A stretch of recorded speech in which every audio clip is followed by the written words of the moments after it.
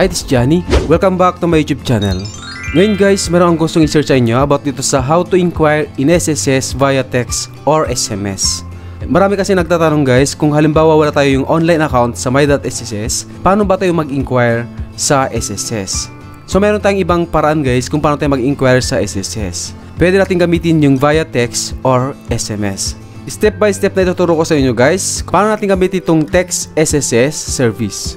Pero bago yun guys, kung bago ka lang sa channel ko, please click the subscribe button and hit mo na rin yung notification bell para ma-update kayo dun sa mga bagong videos na i-upload ko. Or pa-like na lang din yung video na to guys para ma-recommend din ni YouTube dun sa mga taong naghahanap din ng mga video na gaya nito.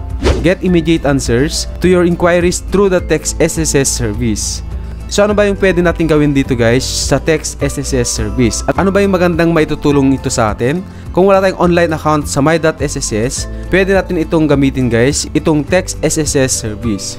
Number 1, payment reference number. So kung wala tayong online account sa my.sss, so hindi tayo makapag-generate ng PRN via online. So sa via text guys, pwede tayo makapag-request ng PRN. Number 2, status of your contribution. So pwede natin malaman yung status ng ating contribution gamit lang ang text message. Number 3, inquire about your loan balance. So dito pwede mo rin malaman yung ating loan balance. Number 4, check the status of your SSS benefits claims. Number 5, inquire on documents requirements for UMID membership and change in members. Number 6, find the nearest SSS branch. And number 7, send feedback or complaint. So dito guys, marami tayong magagawa dito sa text SSS service. So pwede natin magawa tong lahat to gamit lang ang text message. Ang text SSS service charge sa bawat text natin guys, meron siyang charge na 250 per inquiry for Globe and Smart subscribers and 2 pesos naman per inquiry for Sun subscribers. So kailangan guys meron tayong load kapag ginawa natin to or kapag gamitin natin itong isang service ng text SSS service. Paano ba natin magagamit itong text SSS service? So step 1, kailangan natin mag-register sa text SSS. So para makapag-register tayo, you need to register by text SSS space reg, so capital letter yan guys, space SS number space birth date. So ito yung format ng birthday natin guys, month slash date slash then year. Then isend natin sa 2600. So ito yung example niya guys.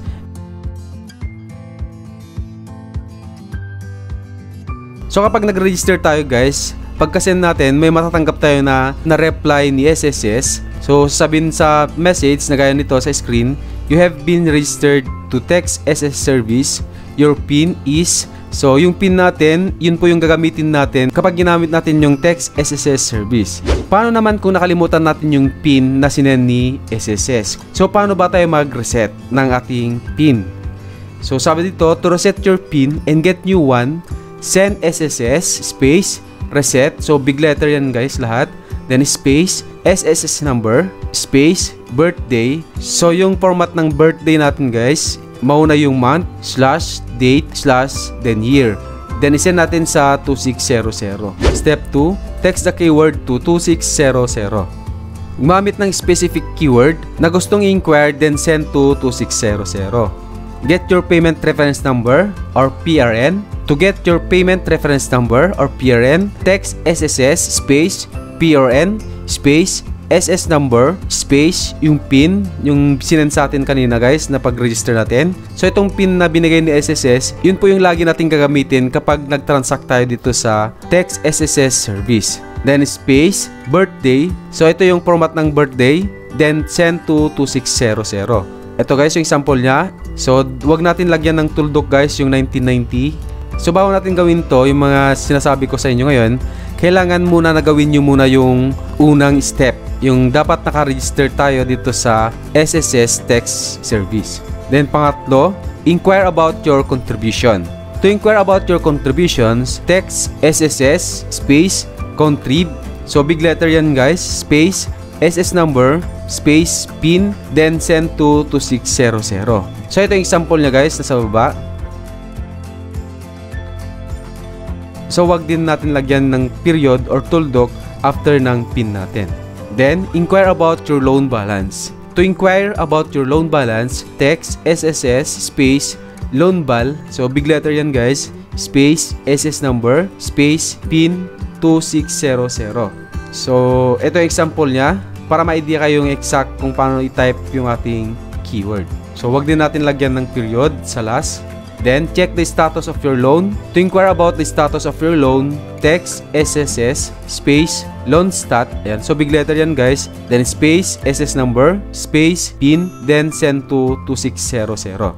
Ito yung example niya guys, para ma-idea kayo kung paano pag-type ng keyword. So, wala din tuldok sa last. Check the status of your benefit claim. To inquire about the status of your SSS benefit claims, just text the following keyword. Sickness benefits. So, ito yung mga keyword guys sa sickness benefits. Sa maternity benefits, ito yung keyword niya rin. Then, easy med benefits. So, ito yung keyword niya guys. Then, retirement benefits. So, ito yung keyword niya din guys. Disability benefits. Funeral benefits. Then, death benefits.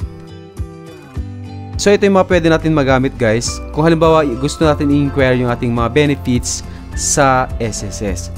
Find the nearest SSS branch. So, kung gusto natin malaman yung location ng pinakamalapit na SSS branch sa ating lugar, kung halimbawa wala tayong idea, so just text SSS space branch, then space city/zip code, then send to 2600. So, ito yung example niya guys, yung keyword. Para ma-idea kayo kung paano yung tamang pag-type ng keyword. Inquire about the requirements for benefit claims. So, if you want to know the documents requirements that are needed in order to claim benefits, just text this keyword. So, ito yung makailangan natin na i-text, yung mga keyword, then isend natin sa 2600. Kung ano yung makailangan natin na benefits claim. Then, kung ano yung mga requirements. Inquire about the requirements for UMID membership and changes in members data. So, ito yung mga keyword niya guys.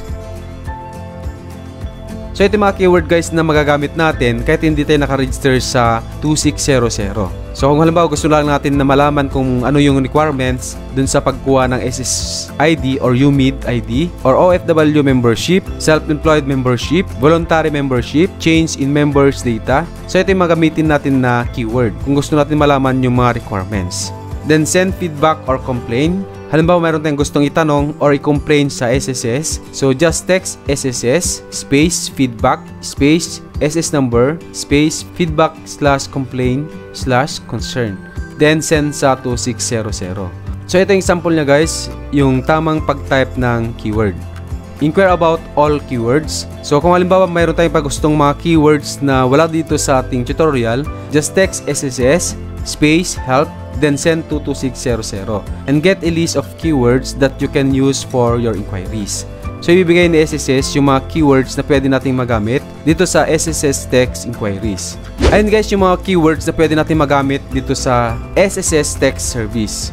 Ayun guys, ganun lang po kung paano natin gamitin tong Inquire in SSS via text or SMS. I hope na nakatulong yung video tutorial ko sa inyo guys at sana nasundan ninyo. Kung may mga katanungan kayo about dito sa ating video tutorial, pwede nyo i-comment below guys para masagot natin. Kung bago lang kayo sa channel ko guys, please click the subscribe button and hit the notification bell para ma-update kayo dun sa mga bagong videos na i-upload ko.